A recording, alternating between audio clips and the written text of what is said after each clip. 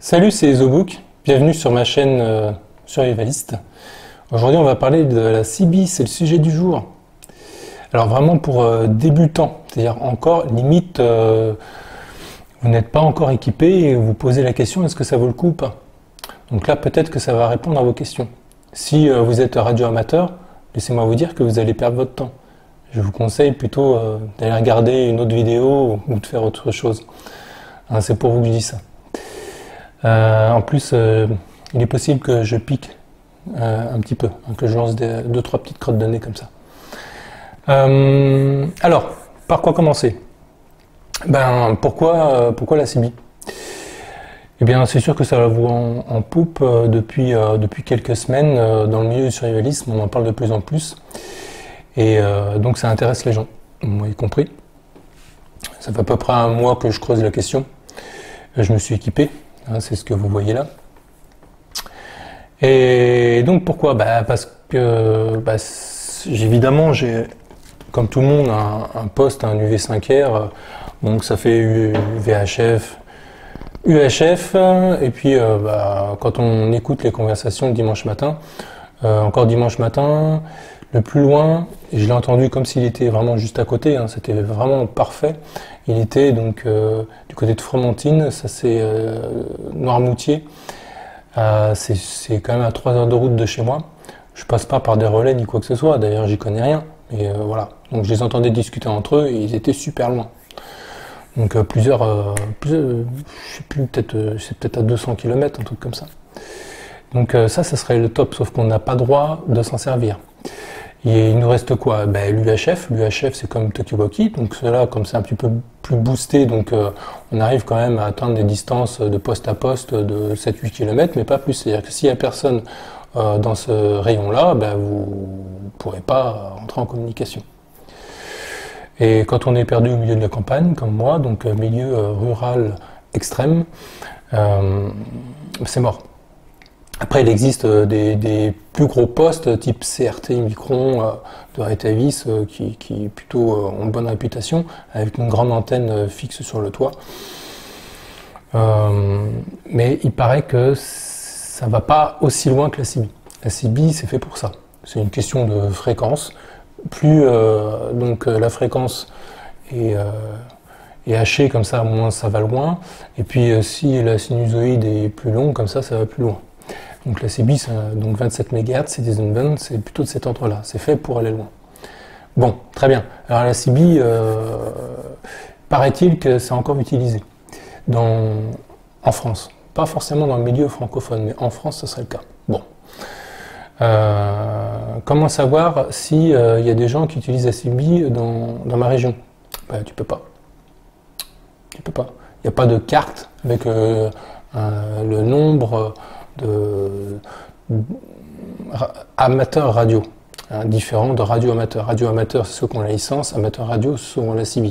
La CB, c'est parfaitement gratuit, il n'y a pas de permis, tu ne payes pas de taxes, ce qui est le cas par contre pour la VHF. Pour obtenir une licence, j'ai quand même essayé de faire des efforts. J'ai voulu rentrer en contact avec le club radio amateur donc de mon département.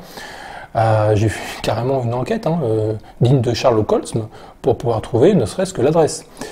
Et une fois que j'ai obtenu l'adresse, je n'ai pas pu avoir un numéro de téléphone. Donc pour des gens qui estiment être des professionnels de la communication, je trouve que personnellement ça laisse à désirer, sauf si c'est voulu, et je pense que c'est voulu. En fait, c'est des gens qui estiment faire partie d'une caste. Voilà. Eux, ils ont la licence, donc ils sont au-dessus de tout le monde. C'est généralement donc des personnes d'un âge plutôt avancé et qui sont très bien entre eux. C'est comme dans le milieu de la chasse, pour faire partie d'une ACCA. Pour faire venir les jeunes, non, ils n'en ont pas besoin, ils s'en foutent. Ça fait plus de gibier pour eux, là c'est pareil, ça fait plus de place sur les ondes pour eux. Donc ça va mourir en même temps qu'eux, probablement même que le Covid-19 a fait un petit peu de ménage là-dedans. C'est triste à dire, mais c'est comme ça. Donc après, ils l'ont bien cherché. Donc parfois on aurait même envie d'être un peu méchant, de se dire, tiens, on va se donner rendez-vous à 1000 personnes, on va prendre d'assaut la VHF. Évidemment, je le déconseille, puisque on peut avoir une amende et puis ou être soi-disant emprisonné, enfin ça c'est sur le papier. confiscation du matériel, ça c'est sûr. Et puis on en arrive, si vous voulez, à avoir voilà, des raisonnements assez extrémistes comme ça. Tellement ça devient agaçant en fait. Il y a un truc qui marche, mais personne ne peut s'en servir. Et ceux qui s'en servent vont bientôt disparaître et ça va partir avec eux. C'est inadmissible. Bref. Donc, amateur radio, donc lessibiste. Donc c'est vrai qu'à l'époque, moi, je m'y étais jamais intéressé. Quand, je me souviens quand j'avais l'âge de faire des tours de vélo dans le quartier, ceux qui avaient la CB, donc avec la grosse antenne sur le capot de la voiture, souvent c'était une voiture tunée, c'était bon, les Jackie beaufs du quartier. Donc vraiment, bof, pas intéressant. Et puis, donc là, visiblement, c'est une autre catégorie de personnes. On ne voit plus maintenant de voitures avec la grosse antenne sur le toit, ça a totalement disparu. Donc la CB en poste fixe sur le toit de sa maison, pourquoi pas. Vous pouvez poser autant de questions que vous voudrez, avec des gens qui estiment être des experts. Vous verrez qu'ils se contredisent en permanence. Et malheureusement, après expérience, quand on demande un conseil et qu'on applique ce conseil-là, on s'aperçoit que ça ne marche pas. Et puis un autre conseil sur un autre sujet, ça ne marche pas, etc., etc. Donc les gens qui estiment être extrêmement compétents dans ce domaine, en réalité, n'y connaissent pas grand-chose. Mais donnent leur avis volontiers. Donc moi j'en ai fait l'expérience. Donc il n'y a qu'une seule solution, c'est de tester par soi-même. Ou acheter une CB. Il y a plusieurs possibilités. Donc le Bon Coin, c'est là où j'ai acheté la mienne, à peu près à 1h30 d'ici. Donc c'est le modèle Superstar 3900 de marque CRT, c'était un petit peu le haut de gamme, une référence à l'époque, avec une antenne de 2 mètres de haut, voilà pour la bande des 11 mètres, c'est ça. Donc avec une spirale à la base, elle n'est pas censée être fixée sur une voiture, c'est pas une base magnétique, c'est juste une équerre métallique qui était destinée à être fixée sur un camion. Je l'ai acheté à un routier qui s'en servait plus depuis 15 ans.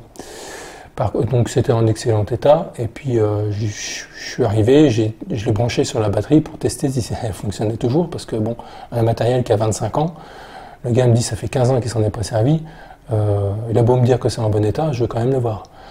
Par contre ça fonctionne pas. Ça. Alors, est-ce que c'est un mode? Est-ce que c'est fait exprès? Je ne sais pas. Puisqu'il m'a dit qu'elle avait été débridée par le magasin qui l'avait acheté. Donc, débridée, donc sur la puissance, où il était incapable de me dire. Donc, puis moi, j'ai pas la possibilité de vérifier la puissance qu'elle a. Donc, oui, j'en étais. Le Bon Coin. Après, on vous conseille tout ce qui est, vous savez, les brocantes, les vide-greniers, tout ça. Moi, j'aime bien fréquenter ça. On trouve parfois, j'aime bien chiner. J'achète pas toujours, mais des fois, on tombe sur des bons coups. Et j'en ai pas vu un seul cette année. Avec le Covid, entre le confinement et puis l'été après, et puis les restrictions, les masques, les ceci, les cela, bah, tout ce qui était prévu ont été annulés. Donc ça, on fait une croix dessus. Il reste quoi? Emmaüs. J'ai eu l'idée d'aller à Emmaüs, sauf qu'à chaque fois j'étais disponible le jeudi et c'est fermé le jeudi. Mais visiblement, il y a quelqu'un là sur internet qui a acheté donc des CB sur Emmaüs et pour 3 francs 6 sous quoi. C'est comme si c'était donné. C'est que dalle. Donc pourquoi pas? Sauf que là on est encore reconfiné, donc c'est mort, encore une fois. Donc il reste quoi? Il reste Internet. Internet, les sites Alibaba, un poste avec antenne à 40 €, avec les petites antennes de 20 cm là, ça va pas marcher. Donc, et puis ça va mettre des mois et des mois avant d'arriver. Donc il reste quoi? Il reste Amazon. Je mettrai un lien dans la description, un lien donc affilié pour ce que j'estime être le meilleur rapport qualité-prix aujourd'hui. Voilà, vous verrez, hein, si vous êtes curieux, vous irez voir. Donc, après, c'est vrai que le matériel neuf, c'est sûr qu'il fonctionne. Voilà. Parce qu'acheter du matériel d'occasion, quand vous le pouvez, c'est super, super risqué. C'est toujours un pari que vous faites, Et il y a une chance sur deux pour que vous ayez perdu votre argent. Parce qu'aujourd'hui, en général, une CB, ça coûte sur le bon coin, en moyenne, ça vaut 30 balles. Voilà. Et il n'y a pas toujours l'antenne avec. Voilà. Donc, à vous de voir. Il ne faut pas mettre cher pour tester, parce que si jamais vous l'installez chez vous, vous apercevez que c'est une zone désertique et que vous arrivez à rentrer en communication avec personne, ben, il ne vous reste plus qu'à revendre le matériel. Voilà. Donc il est toujours plus facile de revendre du matériel neuf que du matériel d'occasion. Voilà. Donc moi ce que j'ai fait, au début c'était fixé sur un litho juste à côté, parce que j'avais que 4,50 m de fil. On m'a dit, tu as un ROS de 3, c'est normal. C'est parce qu'il faut le fixer sur une embase métallique. Alors je l'ai fixé sur une table, vous savez, les jardins anglais, là, les tables métalliques. Je l'ai poncé, je l'ai fixé en plein centre, posé sur ma terrasse, j'étais passé à un ROS de 2. Et puis après, j'ai fixé la table sur la pelouse, avec les piliers légèrement enfoncés dans la terre, donc humide. Et là, je suis passé à un ROS de 1,5. C'était pas mal. Je commençais à capter de plus en plus. Et puis, après, il fait froid. Il a plu pendant des semaines et des semaines. Donc, du coup, je me suis dit, je vais faire comme ce que j'avais prévu au départ, faire un poste fixe. Donc, je l'ai posé ici sur mon bureau. J'ai acheté une rallonge de câble RG58, donc de 15 mètres. Ça vaut 18 €. Et puis, pour relier une fiche mâle avec une autre fiche mâle, il faut un raccord femelle-femelle. Hein, comme ça. Voilà. Tac. Hein, femelle, femelle. Tac. Ça vaut 4 €. Hein, ok. Voilà.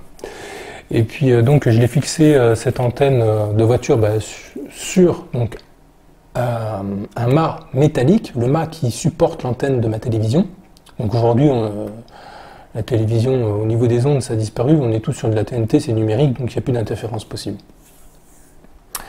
Et puis donc ce mât, il est fixé avec des grandes équerres fixées dans le mur, enfin il y a une masse métallique quand même. Hein. Donc je m'attendais quand même à avoir un ROS très bas, mais pas du tout, je suis remonté à 3. Donc qu'est-ce qui se passe quand on a un ROS de 3? Imaginons que vous envoyez 4 watts dans l'antenne. Si vous avez un ROS de 3, je simplifie à l'extrême, et ça veut dire que vous avez 3 watts qui revient dans votre poste. Donc il y a des possibilités de le griller. Et donc il n'y a qu'un watt qui est envoyé en émission. Donc il faut être toujours sur le ROSmètre le plus proche de 1 quand vous appuyez sur le PTT. Voilà. Donc vous mettez sur FW, vous réglez potentiomètre dans le rouge, vous basculez en REF pour courant réfléchi, vous appuyez sur le PTT pour AM/FM, et puis il ne faut pas dépasser 1.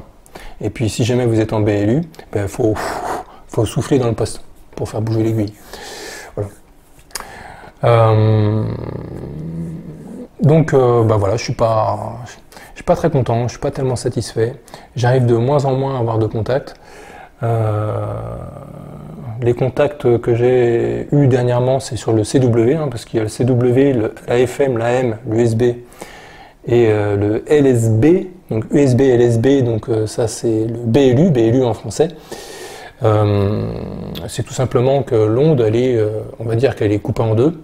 Il y a une moitié c'est l'USB et l'autre moitié c'est le LSB. Donc on se sert de l'une ou l'autre. Le fait de partager, de couper cette onde en deux, lui permet d'aller, en plus avec une puissance un petit peu supérieure, être projeté beaucoup plus loin. En fait, c'est tout simplement, c'est comme si c'était comprimé. Donc de l'autre côté, il faut qu'il décomprime cette onde.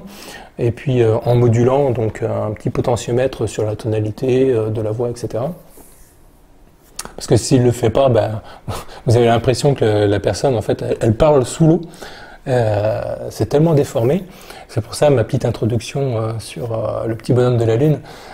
C'était humoristique, c'était par rapport à ça.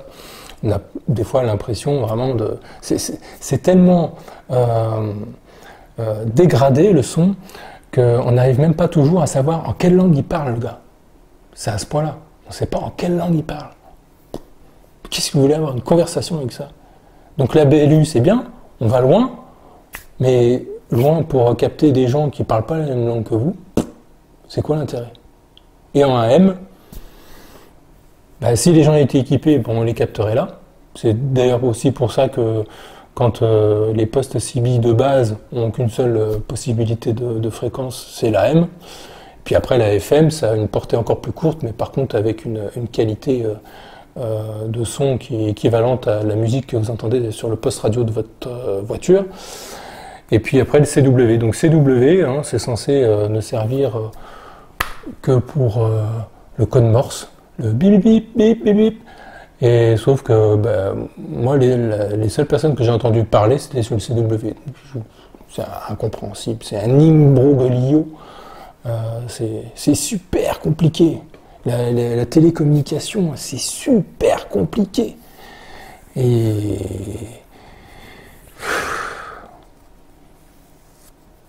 pour vous dire, je suis un petit peu déçu de la CB et je me dis que vraiment, bon, passer la licence, il y en a qui vont vous dire passer la licence, ça vaut le coup. Sincèrement, moi, j'ai commencé mes études en faisant un BEP électrotechnique. Ensuite, je suis passé en première STI génie électrotechnique. Ensuite, un bac équipement et installation électrique. Donc, ça fait 5 ans. Après, j'ai pas vraiment pratiqué et puis j'ai changé d'orientation pour le milieu universitaire.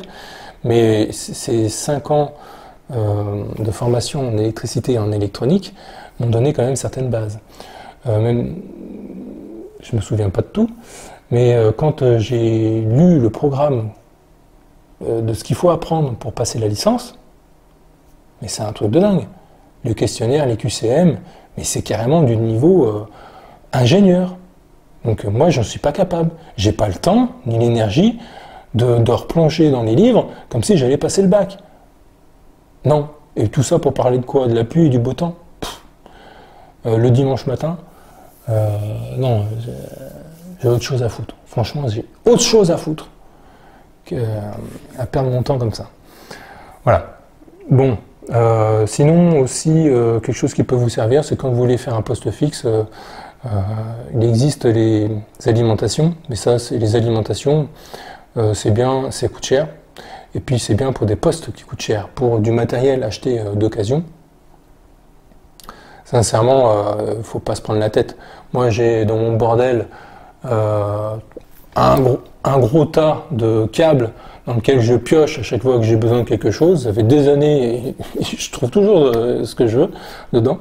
Et voilà, donc j'ai un transformateur qui, je sais pas si vous verrez. Hop. Non, vous verrez probablement pas. Voilà. Ça devait être certainement un transfo, peut-être d'une vieille imprimante. Donc ça se branche. D'un côté c'est 220. Voilà. Et puis de l'autre côté ça sort en 12 volts et 4 ampères. Voilà. Mais ça marche très bien. Pour moi c'est largement suffisant pour cet engin. Voilà. Donc après, il faut apprendre aussi le code Q. Donc c'est au moins 30 abréviations, QSO, QRA, QRL, badadi, badada. Le code Morse, non, vous n'êtes pas obligé. Hein. Après, il faut avoir un indicatif. Donc par exemple, je suis en France, donc c'est 14. Mes initiales, c'est JB. Et dans l'alphabet de radioamateur, le J c'est juillet. Et le B, c'est Bravo, donc 14 juillet Bravo. Je donnais donc le numéro de mon département, 79, et puis opérateur ESO. Voilà. Donc ça, vous l'inventez vous-même en fait. Voilà.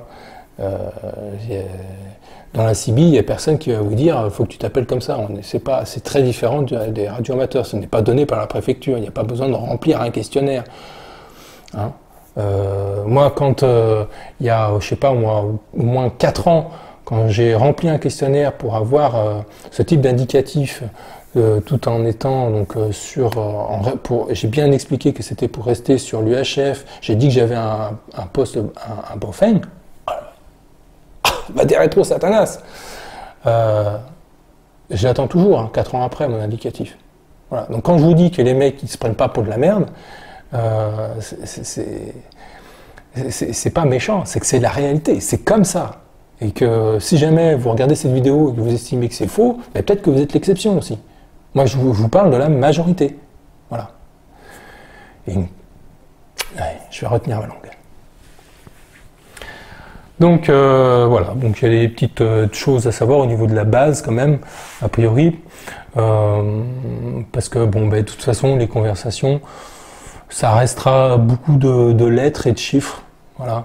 Vous n'allez pas rencontrer des personnes, vous liez d'amitié avec elles, vous n'allez pas draguer sur la CB. Peut-être que ça s'est fait exceptionnellement dans les années 80, c'est possible, tellement les gens étaient équipés. Mais non, moi de toute façon c'est un poste que je voudrais réserver donc à la limite au secours, au cas où il n'y aurait plus de téléphone, etc. Et que bah, mes postes ne portent pas suffisamment loin. Je me suis dit que la CB ça pourrait aider, sauf que la CB c'est très aléatoire, c'est ça. Donc c'est un rapport donc, avec la propagation, donc une couche dans l'atmosphère qui quand elle est là, eh ben, on capte peut-être même quasiment à l'autre bout de la planète, en BLU. Sauf que ben, quand cette couche de propagation n'est pas là, ben, vous captez rien. Donc si au moment où vous avez besoin, c'est l'urgence, ben, les conditions météo ne vous le permettent pas, ben, c'est baisé, c'est mort. Donc est-ce que c'est fiable? Non. Voilà. Après, si vous voulez essayer, ben essayez. Voilà. Je vous dis pas c'est nul, c'est génial. Non, c'est à vous de vous faire votre propre avis, parce que ça dépendra de tout un tas de facteurs. Et puis d'ailleurs, il faut aimer discuter.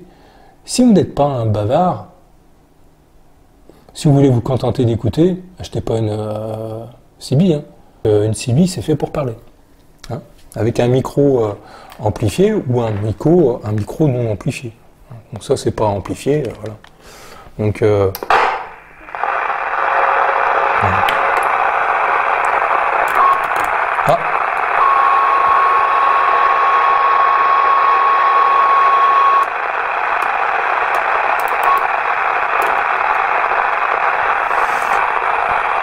Vous êtes en contact avec quelqu'un, vous dites ben, on se rejoint sous le canal 3 par exemple pour les survivalistes.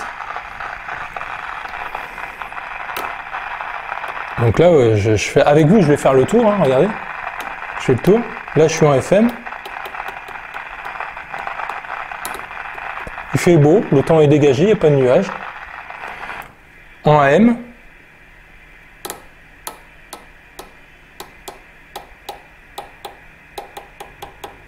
Donc 40 canaux. Avec 5 modulations, donc 40 x 5, ça fait 200 canaux. Il n'y a que de chier.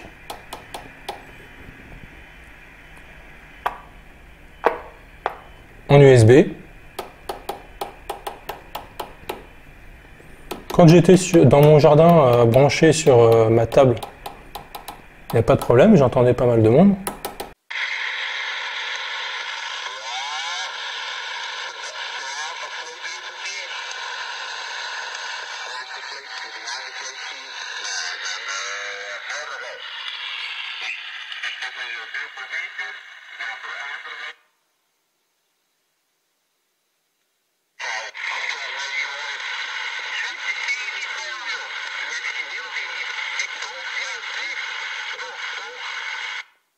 Depuis 2 jours, c'est que dalle.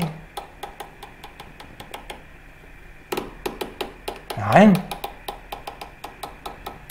Pourtant, en plein confinement, je vois pas ce que les gens ont à foutre. En plus, ils peuvent même pas acheter de livres.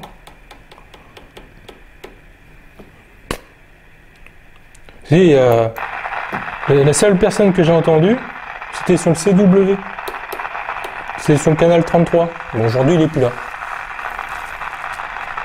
Pour entrer en communication, on dit break. J'ai dit break. Le mec il m'a répondu break. Voilà. Mais après, c'est tout. Donc là, tu montes le son. Et puis le squelch, ça se règle ici, avec le potentiomètre donc, vers la droite pour mettre plus de squelch. Et puis quand tu te mets à la limite, tac, comme ça. Là, tu n'as plus l'espèce de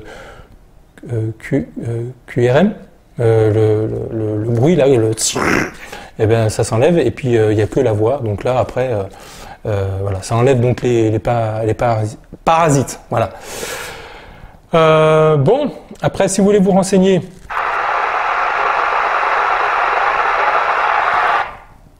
bon,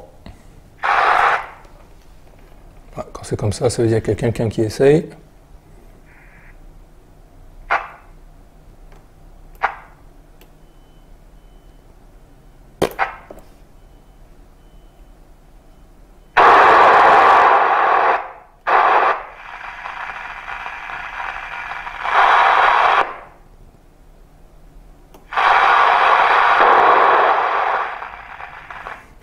C'est vraiment old school, hein, ce modèle-là. C'est ancien, mais du coup, même si ça peut faire peur parce qu'il y a beaucoup de boutons, en fait, c'est très simple. On ne se sert même pas de tous et c'est directement accessible. Il n'y a pas besoin de rentrer dans un menu, puis dans un sous-menu pour appuyer sur la touche plus ou la touche moins pour faire quoi que ce soit. Tout de suite, tu as accès, tout de suite, tu touches et voilà. En fait, c'est plus simple quand il y a plus de boutons. Voilà. Si vous voulez vous renseigner sur Internet, donc vous y trouverez donc sur Internet donc bon, il y a des sites évidemment. Après il y a des groupes Facebook qui sont très fréquentés avec des gens très réactifs. Et après en vidéo YouTube, moi la vidéo qui m'avait le plus servi, et pourtant il faut vouloir, hein, parce que ça donne pas envie. C'est souvent des anciens et qui sont restés dans leur tête et dans leur goût, je pense, dans les années 80. Donc c'est extrêmement kitschissime. C'est-à-dire que les vidéos, le son est pourri, la vidéo est pourrie, il n'y a pas de montage, rien n'est structuré, enfin vous allez me dire, moi non plus, rien n'est structuré, mais par exemple, il y a 2 vidéos d'un gars qui s'appelle Dundee 33, qui lui est un vieux de la vieille, il a de la bouteille, il connaît le truc, et il arrive quand même à descendre au niveau des débutants, donc il a un côté quand même pédagogue, même s'il a aucun goût pour tout ce qui est miniature, hein, les couleurs et tout, c'est horrible, hein, il y a aussi un mec qui fait beaucoup de vidéos sur le déballage. Vous savez, quand c'est PMR 446, il ouvre le paquet, il prend le mode d'emploi, il le jette par terre. C'est souvent des vidéos qui sont beaucoup trop courtes et avec des miniatures qui sont absolument horribles. Mais ils ont tous le même goût, c'est-à-dire qu'ils font tous ça. Dans le milieu de la CB, puis quand il y a Dundee 33, il a remis aussi des vieilles cassettes des années 80 qu'il a numérisées, je sais pas comment, qu'il a remis sur sa chaîne. Donc des vieilles VHS, la CB c'est bien, enfin des trucs comme ça. C'était de la musique, enfin voilà, c'est démodé quoi, c'est moche. Mais eux ils sont restés là-dessus. Ils sont bloqués sur ça. Après il y a un petit jeune, je sais plus si Thiego, il est suisse ou belge, j'arrive pas à retenir le nom de sa chaîne, mais c'est un adolescent, je sais pas quel âge il a, mais en tout cas, lui, il a ouvert sa chaîne il y a 6 mois, et elle a de plus en plus de succès. Je vous invite à aller le voir parce qu'il donne des super bons conseils, et lui, il est extrêmement pédagogue pour son âge. Voilà, donc félicitations à toi si jamais tu tombes sur ces vidéos, il faut que tu continues. Parce qu'en fait, il n'y a qu'un débutant plus pour être capable de donner des informations intéressantes pour vraiment le pur débutant. C'est-à-dire que les mecs qui s'y connaissent à fond, ils vont pas avoir les mots justes qui parlent aux débutants. Ça va pas. Voilà, ils sont dans un autre monde, ils sont sur leur planète. Nous, nous les débutants, il faut nous dire les choses les plus basiques possibles, comme si on parlait à des bébés, quoi. Et les mecs qui sont extrêmement qualifiés sont incapables de ça. Donc, il faut des débutants. Et je suis sûr que, étant moi-même extrêmement nullissime, et ben, je suis sûr que je vais apporter plus de conseils que des mecs qui s'y connaissent énormément. Donc si tu es d'accord avec ça, tu me laisses un petit pouce, tu me mets un petit commentaire et je te dis à bientôt pour une prochaine vidéo. J'espère que ça t'a plu. À ciao!